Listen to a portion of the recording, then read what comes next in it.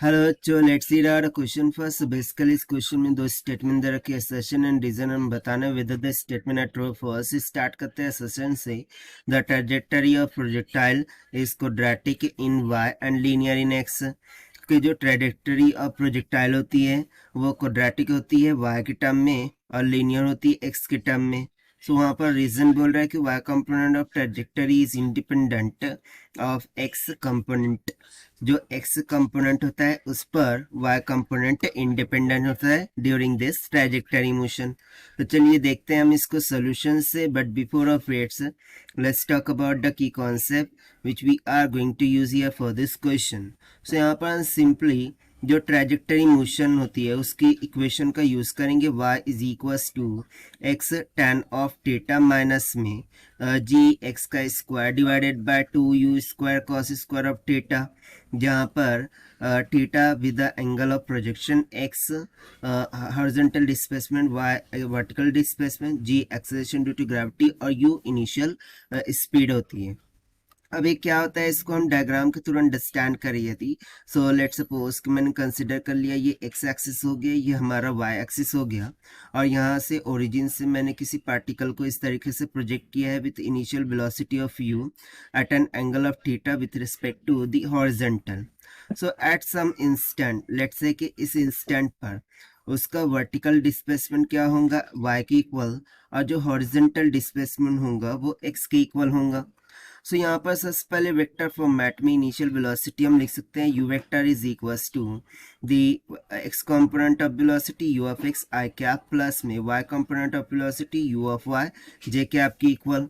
So by using the second equation of motion we can say that क्या होती है second equation of motion, s is equals to u t plus 1/2 a T का square, right. So if you see that, so यहाँ पर downward direction में क्या लग रहा होगा, एक्सेलरेशन ड्यू टू ग्रेविटी, यानी a equals to minus of g होगा।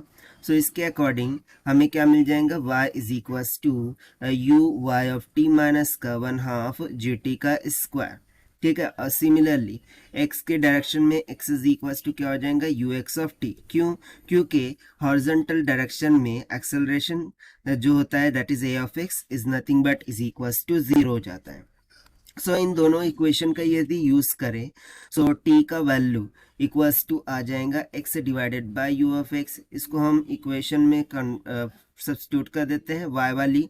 सो y will be equals to u of y as it is, t की जगह पर हो जाएगा x divided by u of x minus में 1/2 ऑफ जी टी का square, that means to say x square divided by u of x का whole square, right. ना if you remember, so यहाँ पर इसके दो कंपोनेंट होंगे, horizontal component, vertical component. Vertical component हो जाएगा u साइन ऑफ थीटा और हॉरिजॉन्टल कंपोनेंट हो जाएगा u कॉस ऑफ थीटा। तो यदि मैं इन दोनों को सब्स्टिट्यूट करूं, सो ये हो जाएगा u i u sine of theta into में x, और u ऑफ x क्या हो जाएगा, u कॉस ऑफ थीटा, ठीक है, माइनस में 1/2 ऑफ g को एज इट इज रखते हैं एक्स स्क्वायर डिवाइडेड बाय ये क्या हो जाएगा, u square cos square of theta. ना यू से u cancel, sine upon cos क्या हो जाता है, tan। So y will be equals to क्या निकल के आ जाएगा, tan ऑफ थीटा इंटू में x माइनस में 1/2 of g x square divided by u square cos square of theta की equal. Now if you see that, so this is nothing but the trajectory equation जो कि हमने already concept में लिख रखा था।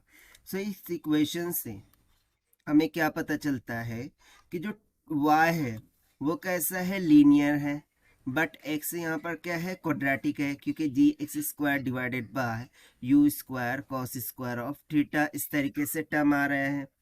and that is why we can say that in the trajectory quadratic, okay यहाँ से हम लिख सकते हैं इसको कि जो ट्रैजेक्टरी होती है, trajectory, okay, trajectory is quadratic in x, trajectory is quadratic in x and linear in y, ठीक है। सो देखिए यही हो जाएगा हमारा आंसर फॉर दिस क्वेश्चन जो कि हमने सॉल्व किया है by using the concept of trajectory equation से एंड प्रोजेक्टाइल मोशन के कॉन्सेप्ट से। Now let us take the statements now. So इसमें क्या बोला था, trajectory equation, trajectory of projectile is quadratic in y और लीनियर इन एक्स, जबकि ये क्या आया है कि क्वाड्रेटिक इन एक्स है और linear in y. So that is y, ये स्टेटमेंट तो हो गई first. y component of trajectory is independent of x component, so ये भी रॉन्ग होगा। क्यों? क्योंकि y is total dependent on x, आप इक्वेशन से देख सकते हैं। सो ये स्टेटमेंट भी क्या होगी, फॉल्स होगी। So according to this if you try to match with the option, so यहाँ से option D assertion is incorrect, reason is incorrect will become the correct answer. So this is the required solution. I hope you understood well. Best of luck. Thank you.